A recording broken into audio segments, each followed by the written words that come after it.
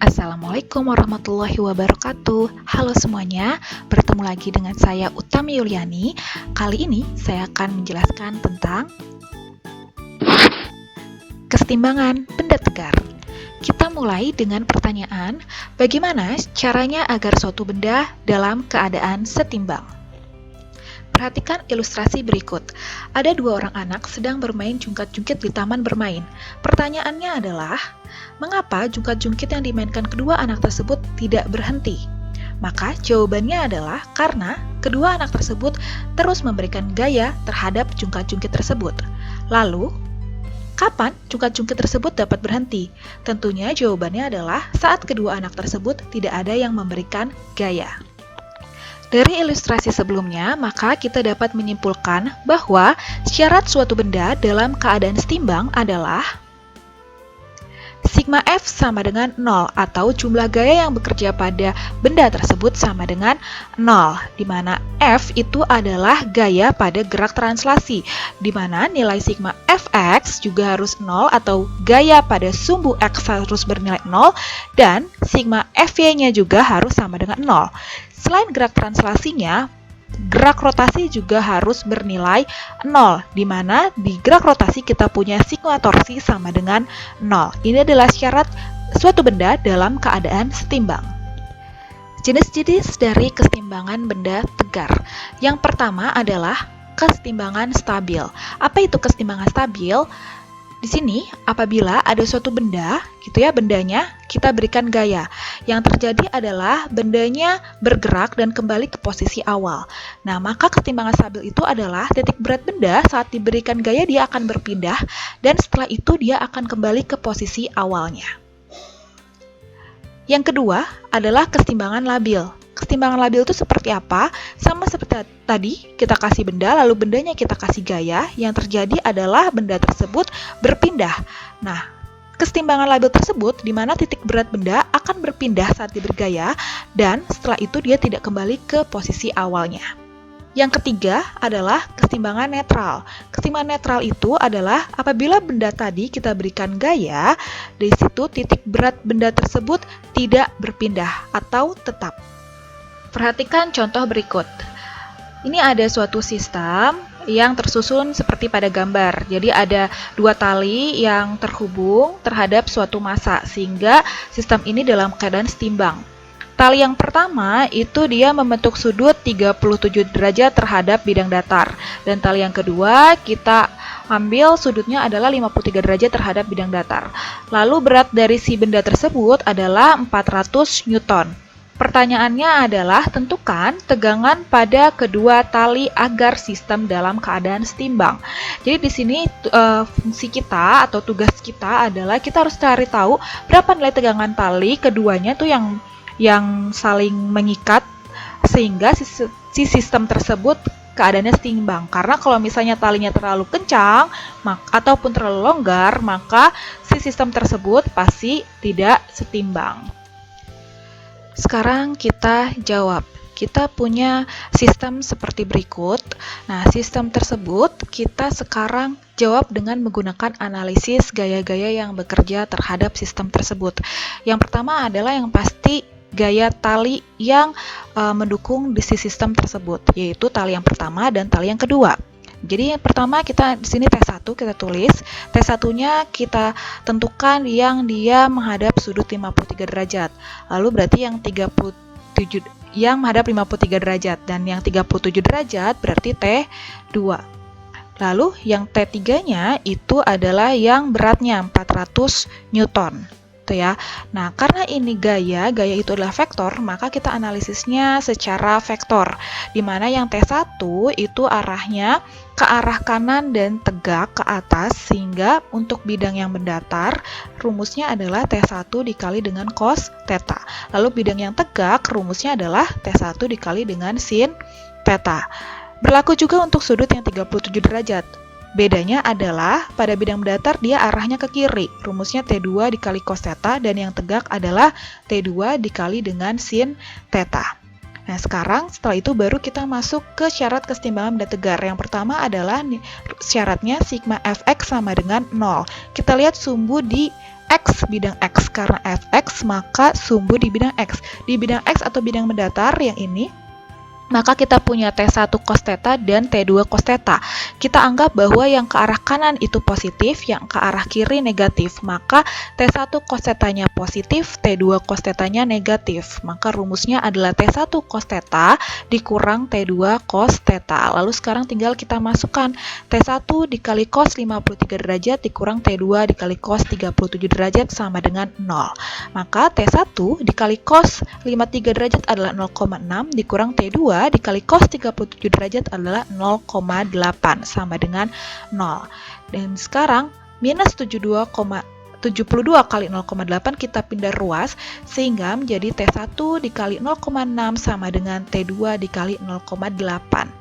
Dan sini kita mencari nilai T1 sama dengan 0,6-nya pindah ruas sehingga T2 dikali 0,8 dibagi 0,6. Kalau kita perkecil atau kita sederhanakan sehingga menjadi T1 sama dengan 4/3 T2. Sekarang kita ke yang sigma Fy sama dengan 0. Berarti sekarang kita lihat di sumbu yang Y. Kita fokus pada bidang yang Y. Jadi yang bidang yang Y berarti yang tegak itu ada yang ke atas, ini ada T1 sin theta, lalu ada yang T2 sin theta, dan juga ada yang 400 Newton ini.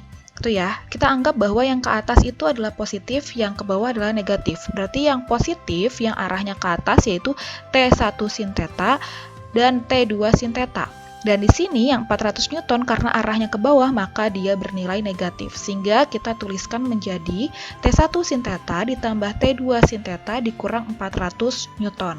Berikutnya adalah lanjutannya. Tinggal kita masukkan. Berarti tadi T1 sin 53 derajat ditambah T2 sin 37 derajat dikurang 400 Newton sama dengan 0.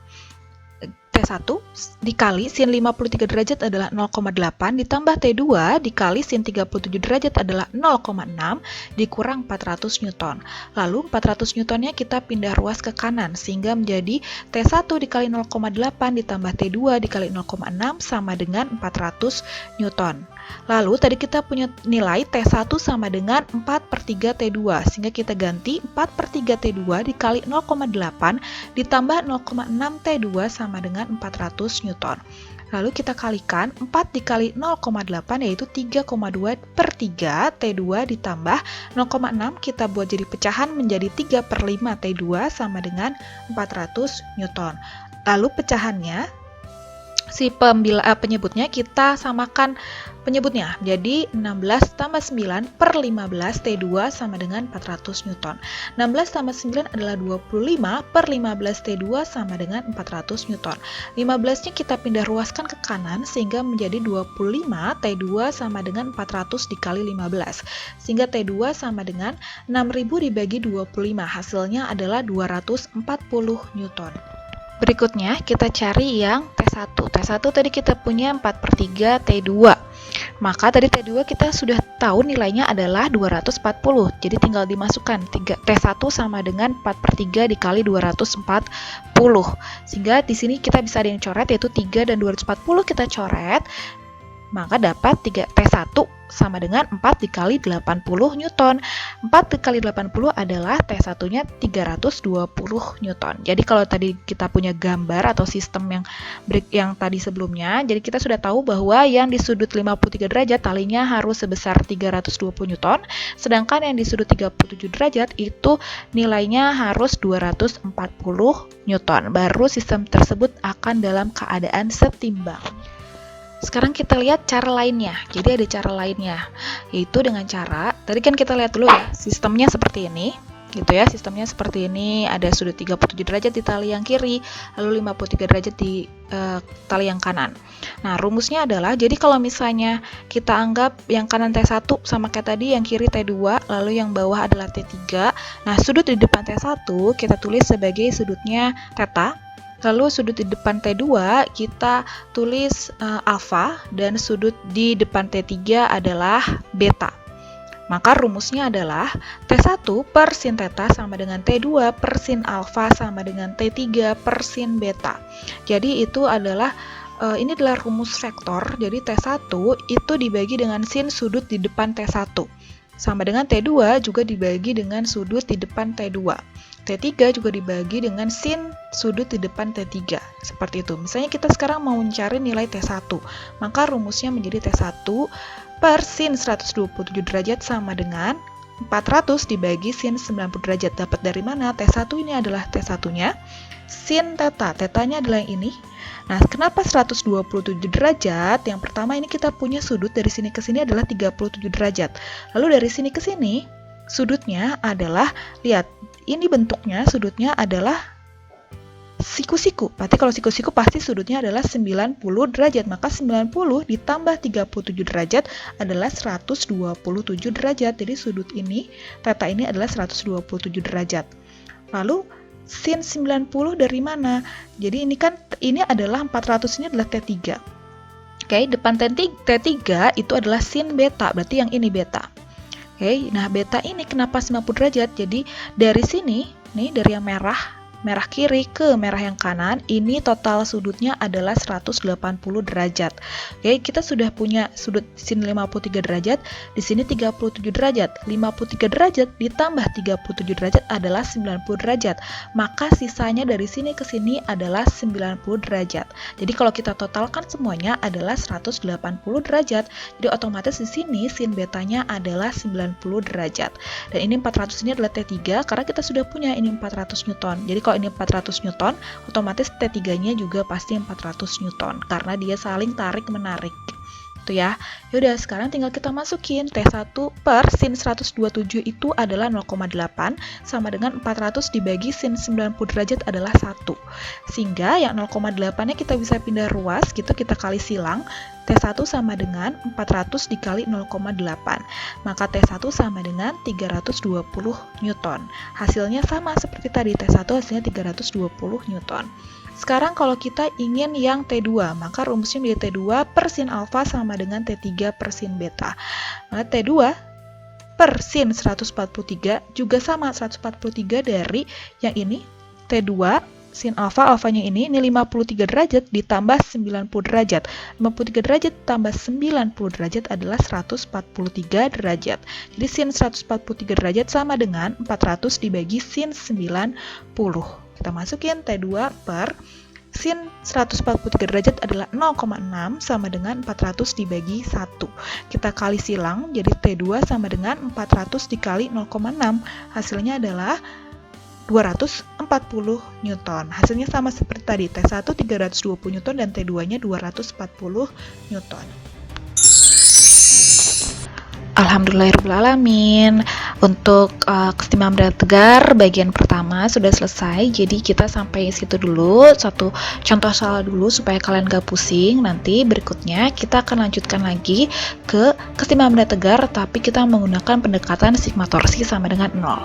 Lalu setelah itu baru kita gabungkan sigma torsi sama dengan 0 dan sigma F sama dengan 0.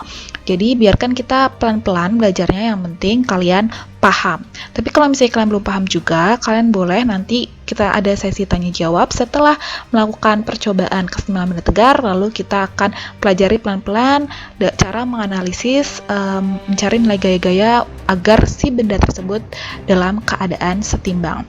Semoga kalian paham dan semoga ilmu ini bermanfaat. Terima kasih telah menonton video ini. Wassalamualaikum warahmatullahi wabarakatuh.